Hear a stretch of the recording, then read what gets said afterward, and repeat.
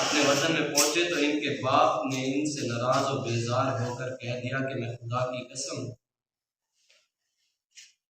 تجھ سے کبھی کوئی بات نہ کروں گا، لیکن ان کی بہن نے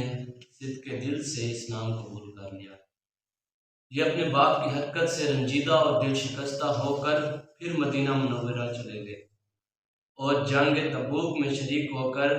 پھر اصحاب صفا رضی اللہ تعالی عنہم کی جماعت میں شامل ہو کر حضور اکرم صلی اللہ تعالی علیہ وسلم کی خدمت کرنے لگے۔ حضور علیہ السلام کے بعد یہ بصرہ چلے گئے، پھر آخر عمر میں شام گئے اور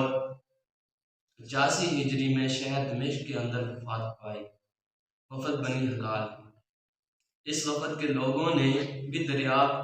دربار نبوت میں حاضر ہو کر اسلام قبول کر لیا۔